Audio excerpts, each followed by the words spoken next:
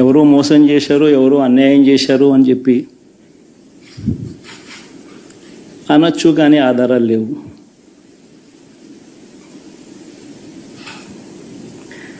ఏం జరిగిందో దేవుడికి తెలుసు.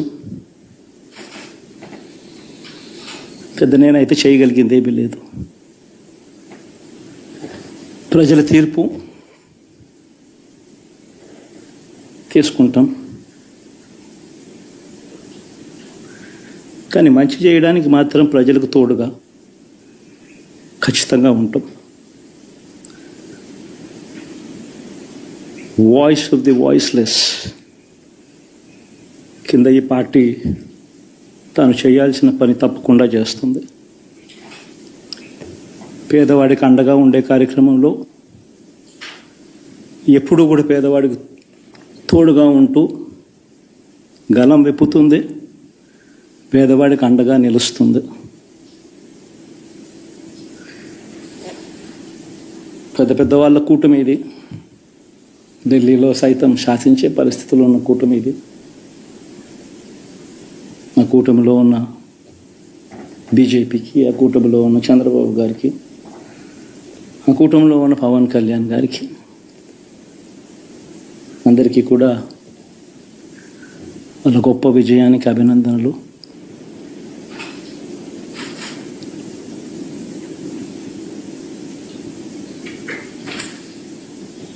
ఓడిపోయినా కూడా నా ప్రతి కష్టంలో కూడా తోడుగా అండగా నిలబడిన నా ప్రతి నాయకుడికి, ప్రతి కార్యకర్తకు, ప్రతి వాలంటీర్కు, ప్రతి ఇంట్లో నుంచి వచ్చిన ప్రతి స్టార్ క్యాంపెయినర్గా నాకు తోడుగా నిలబడిన నా అక్క చెల్లెమ్మలకు, అన్నదమ్ములకు, మీ అందరికీ మనస్ఫూర్తిగా మీ అందరికీ కూడా కృతజ్ఞతలు తెలియజేస్తా ఉన్నాను.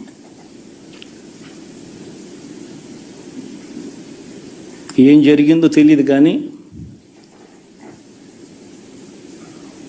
ఏమి చేసినా, ఎంత చేసినా ఇంకా 40% ఓటు బ్యాంకు మాత్రం తగ్గించలేకపోయారు. కార్యాలయం నుంచి, ఈ వేదిక నుంచి ఒకటే చెప్తా ఉన్నాను మీ అందరికీ, వైసీపీ వైఎస్ జగన్ గారు కానీ వారు మన వ్యక్తిగతంగా నాకు శత్రువులు కాదు. ప్రజాస్వామ్యానికి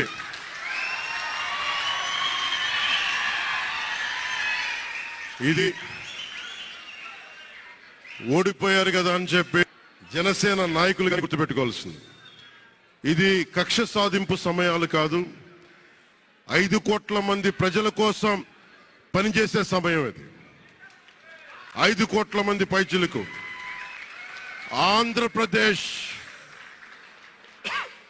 ఆంధ్రప్రదేశ్ విభజన జరిగినప్పటి నుంచి ఈ రోజు దాకా మనం అడుగుతూనే ఉన్నాం. ఆ రోజులు అయిపోయినాయి, ఆ చీకటి రోజులు అయిపోయినాయి.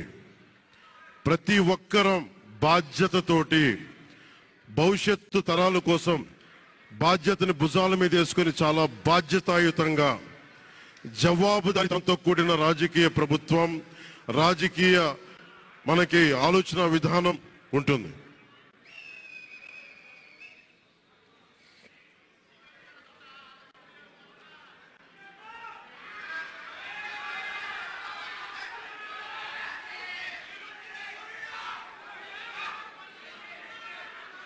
నేను ఆలోచిస్తా ఉన్నాను, ఒక క్షణం ఏం మాట్లాడాలి ఈ రోజు అని.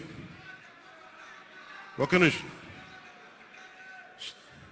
ఏం మాట్లాడాలి ఈ రోజు అని అనుకుంటా ఉన్నాను. నా జీవితంలో ఎప్పటిదాకా విజయం తెలియదు నాకు. సేవకులు అని చెప్పి నినాదానికి శ్రీకారం చుట్టారు. ఇవన్నీ గుర్తుపెట్టుకొని పనిచేస్తాం. నేను చాలా స్పష్టంగా సూపర్ 6 ఇచ్చాం. అదే మాదిరిగా ప్రజాగళం ఎన్నికల మేనిఫెస్టో ఇచ్చాం. ఇవన్నీ కూడా ప్రజల్లోకి బాగా వెళ్ళాయి. ఒక హోప్ క్రియేట్ అయింది. ఇవన్నిటి ఫలితాలే నిన్న వచ్చాయి. అదే మాదిరిగా మేము ఇక్కడ మీరు చూస్తే ఒక పక్క తెలుగుదేశం పార్టీ మొట్టమొదటిసారిగా పవన్ కళ్యాణ్ గారు ప్రభుత్వ వ్యతిరేక ఓటు చేరడానికి వీలు లేదు, ఈ రాష్ట్రంలో మళ్ళా ప్రజాస్వామ్యాన్ని గాని ఈ రాష్ట్రాన్ని కాపాడుకోవాల్సిన బాధ్యత ఉందని చెప్పి ముందుకొచ్చి ఈ యొక్క కూటమికి బీజం వేశారు. వారిని మనస్ఫూర్తిగా అభినందిస్తున్నాం. ఆ తర్వాత బీజేపీ కూడా ఈ కూటమిలో భాగస్వాములయ్యి ముగ్గురం కూడా మీరు ఒక్కసారి ఆలోచిస్తే ఒకరు ఎక్కువ ఒకరు తక్కువ కాకుండా ముగ్గురం కలిసి పనిచేశాం. బేషిజాలు ఎక్కడా లేకుండా మేము ఏదైతే చెప్పామో ప్రజలు గెలవాలి, రాష్ట్రం నిలబడాలి, దీనికోసం పై స్థాయి నుంచి ఢిల్లీ నుంచి వచ్చినటువంటి బీజేపీ నాయకులు గాని ప్రధానమంత్రి అమిత్ షా గారు గాని ఇక్కడుండే పవన్ కళ్యాణ్ గాని తెలుగుదేశం పార్టీ కేంద్ర నాయకత్వం నుంచి కింది వరకు అందరం కూడా ఒక ట్రూ స్పిరిట్ తో పనిచేశాం. 175 అసెంబ్లీలు, 25 అసెంబ్లీలు అన్ని పార్టీలకు సంబంధించిన సీట్లుగా ఎన్డీఏలో భాగస్వాములుగా ఒక బాధ్యతతో ముందుకు పోయాం. అందుకే ఈ అనూహ్యమైనటువంటి విజయాన్ని సాధించగలిగాం. సాక్షి లేదా? నో సాక్షి. పర్లే ఎన్టీవీ మిత్రులు, టీవీ9 మిత్రులు కూడా వచ్చారులేండి. పర్లే మరో సాక్షి ఉన్నారులేండి. నా యువగలం పాదయాత్రలో స్పష్టంగా ప్రజలకి, కార్యకర్తలకు నేను హామీ ఇచ్చాను. ఏ అధికారులు వైకాపా నాయకులైతే చట్టాన్ని ఉల్లంఘించి ప్రజల్ని, తెలుగుదేశం పార్టీ కార్యకర్తలు ఇబ్బంది పెట్టారో వాళ్ళపైన ఎంక్వైరీ చేస్తాం. అధికారులకు సంబంధించిన విధంగా జ్యుడిషియల్ ఎంక్వైరీ చేస్తాం. ఎంక్వైరీ నివేదిక మేరకు సర్వీస్ నుంచి డిస్మిస్ చేసి జైలుకు పంపించడానికి కూడా నేను వెనకాడను అని ఆనాడు ప్రజలకి చెప్పా, కార్యకర్తలకు చెప్పా. అది ప్రజలు ఒప్పుకున్నారు. అందుకే ఈరోజు ఎప్పుడు లేని విధంగా మనకు మ్యాండేట్ వచ్చింది. తప్పనిసరిగా ఇచ్చిన మాట, ఇచ్చిన హామీ నేను నిలబెట్టుకుంటాను. అండి నేను వైకాపా, దయచేసి వైకాపా నాయకులకి, పార్టీకి సూచించే స్థాయి నాది కాదు. మేమేం చేస్తాం చాలా స్పష్టంగా చెప్పాం. కక్ష సాధింపులు, హెరాస్మెంట్లు, ప్రభుత్వ ఆస్తులు ధ్వంసం చేస్తాం, ఇది మాకు రాదు, మేము చేయం. ఇదంతా ఆ పార్టీకి తెలిసింది. అందుకే ప్రజలు ఈరోజు ఇలాంటి మ్యాండేట్ కూటమికి ఇస్తాం జరిగింది. సో మాకు ఇచ్చిన మ్యాండేట్ నిలబెట్టుకోవాల్సిన అవసరం 3 పార్టీలపైన ఉన్నాయి. ఎందుకంటే ఆంధ్ర రాష్ట్ర చరిత్రలో ఎవరికి రాని మ్యాండేట్ మాకు వచ్చింది, ఎవరికి రాని మెజారిటీలు మాకు వచ్చినాయి. ఆ బాధ్యత మేము నిలబెట్టుకోవాలి. ఉందాతనంగా ప్రజలకి సేవ చేసే దిశగా మేము పనిచేస్తాం. ఇచ్చిన ప్రతి హామీ నిలబెట్టుకునే బాధ్యత మేము తీసుకుంటాం. రాష్ట్ర చరిత్రలోనే మొదటిసారి మీ కుటుంబ సభ్యుల్ని టార్గెట్ చేసి అవహేళన చేశారు. వారి విషయంలో మీరు ఎలా ముందుకెళ్లబోతున్నారు? ఇప్పుడు ఆనాడు శాసనసభ సాక్షిగా మా తల్లిని అవమానించారు. అది తట్టుకోలేక చంద్రబాబు నాయుడు గారు ఆనాడు శపథం కూడా చేశారు. మళ్లీ ముఖ్యమంత్రిగా ఈ సభలో అడుగు పెడతానని ఆనాడు చెప్తాం జరిగింది. ప్రజలు అది గమనించారు. అందుకే ఇలాంటి మ్యాండేట్ మాకు ఇచ్చారు. మీరు ఈ ఎన్నికల ప్రచారంలో కానివ్వండి, గతంలో మేము అధికారంలో ఉన్నప్పుడు కానివ్వండి, ఎప్పుడు కుటుంబ సభ్యులు జోలికి వెళ్ళలేదు. వ్యక్తిగతంగా దొంగ కేసులు పెట్టి ఎవరన్నా జైలుకు పంపించే ఆలోచన మాకు గతంలో లేదు, ఇప్పుడు కూడా లేదు. ఏమైనా తప్పులు చేస్తుంటే చట్టాలు దాని పని చేసుకుంటూ వెళ్తాయి తప్ప మేము ఎక్కడ ప్రజల్ని ఇబ్బంది పెట్టాలనో వైకాపా నాయకులపైన కక్ష సాధింపు చేయాలనేది మా ఆలోచన కానే కాదు. జగన్మోహన్ రెడ్డి గారు ఒక తెలుగు టీవీ ఛానల్తో మాట్లాడుతూ ఇంటర్వ్యూ ఇస్తూ చాలా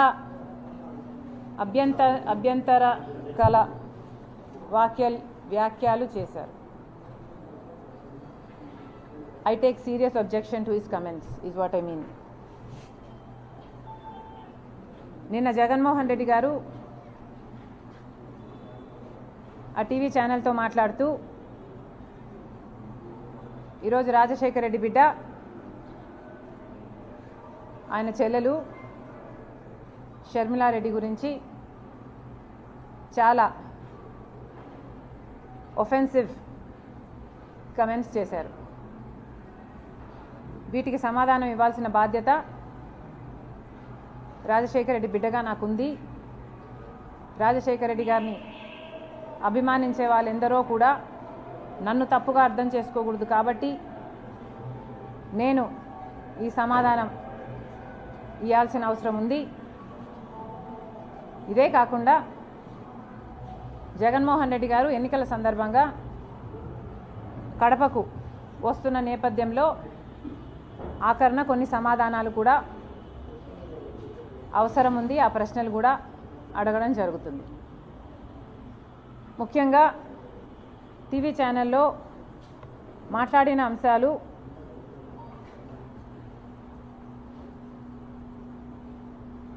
రాజశేఖర రెడ్డి బిడ్డ నేను షర్మిల నాకు రాజకీయ కాంక్ష ఉన్నట్టు,